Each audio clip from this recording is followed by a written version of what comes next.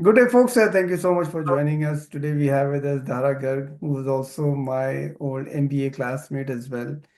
She came to Canada 2015, and then afterwards, after completing the MBA, went into a direction of Salesforce, and we will talk about her journey today. So, Dhara, if you can get started by telling us a little bit about yourself first. Hey everyone, my name is Dhara, and as Saad mentioned, we were ex-MBA colleagues, and then also like he's one of my mentor. If I have any question, I just reach out to him. So folks, if you have any question, market-related question, job-related question, he's your guy. And then about myself, I came to Canada in 2015 to do my MBA. I live here with my husband and I have a 3-year-old daughter. And currently I'm working for a government client on a project, on contract basis. Um, and should I About what you did in India when you came to for your MBA. How did the whole thought process develop for you to do your MBA, and how did you land up here in Canada afterwards?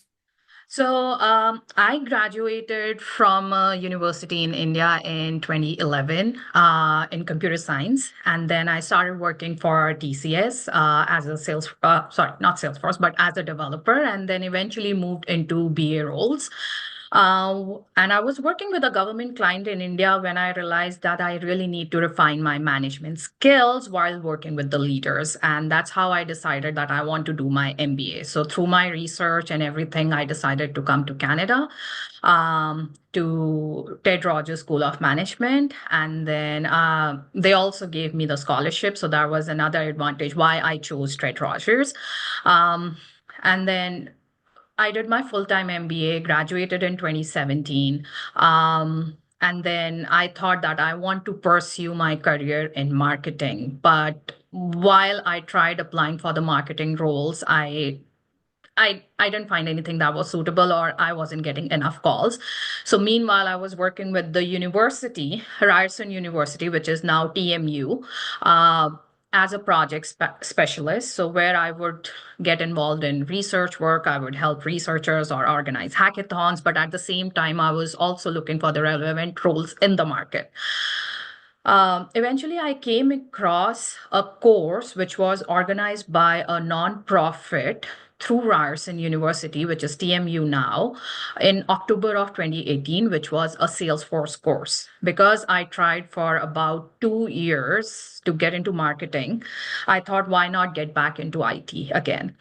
So I did the course in October of 2018, gave my exam, wrote my exam for Salesforce admin certification. And after that, I continued working with the university. Meanwhile, I was also applying for the Salesforce admin roles.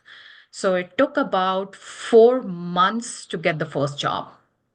So in Feb of 2019 is when I got a consultant role with a nonprofit Salesforce consulting partner.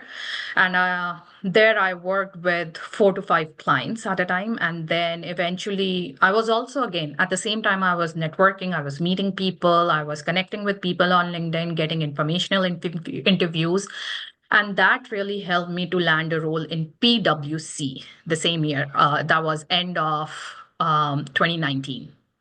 So with that, I moved to another Salesforce consulting partner, and then eventually now I'm working for a government client.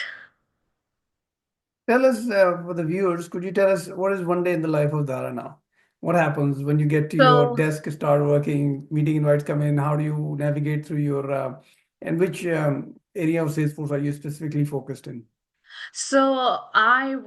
I'm not a marketing folks, like I don't work on marketing cloud. So I am a sales service and a little bit of other clouds, which is like I worked on consumer goods cloud, I worked in financial service cloud, and high velocity sales, which is now called sales engagement, I guess.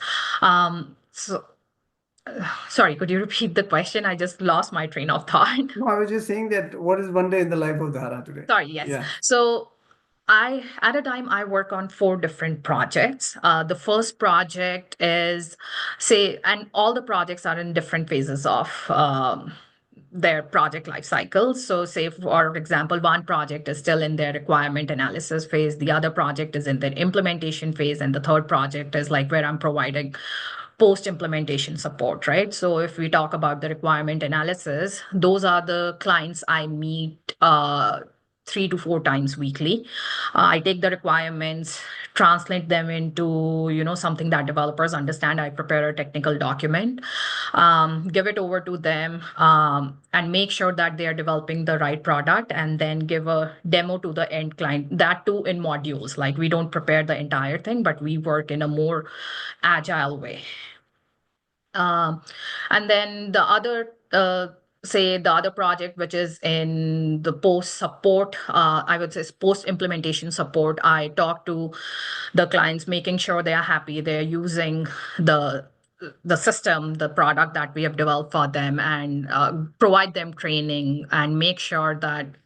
Involved in different life cycles of different projects at different stages. Right. So different, the Right. role kind of varies. So also Yes. taking care of support and development Yes. and app. That's Yes. interesting. Good stuff. Yeah. You want to So conclude? I Yeah. am I am on the delivery side of the project. Like I don't get involved in the pre-sales or scoping, but I handle the delivery side of the project end to end, right? From taking the requirements to delivering the project and providing the a post-project like maintenance. For you, Dhara, and that is for those folks who are going to Canada new and coming in here, and they want to pursue Salesforce as a profession. First of all, why would you recommend Salesforce to them? And if you would, then what would you recommend them to do in order to pursue that career? I would recommend Salesforce to people who love technology but don't like to be a developer. That was me, right? So Salesforce like helps you do the configuration out of the box, which is just sorry, click and configure. But and there's literally no coding involved, right? So that was the reason I chose Salesforce. And somebody who wants to be in the same area, expert, they can definitely, sorry, they can definitely opt for Salesforce. Um, and one, I think, few advices that I would like to give to the new immigrants is the first is write your Salesforce exams. The basic ones are Salesforce Associate, and the other one is Salesforce Admin exam. The second is network, network, network. I cannot emphasize enough on the importance of networking because that's how I landed where I am right now. So for networking, the few tips would be that you attend Salesforce community events, connect with people on LinkedIn, and then ask them for informational interviews. And then the third would be like keep applying for jobs on LinkedIn and Indeed. I would say at least 6 to 10 jobs if you can. But you will land somewhere. But it takes around, like even now, if I start applying, it takes about 2 to 3 months to find the next relevant role for me too. Guys, thank you so much, Dhara. I think those folks who have watched this video today would have been able to take something worthwhile, and we appreciate you taking the time out. Thank you. Thank you.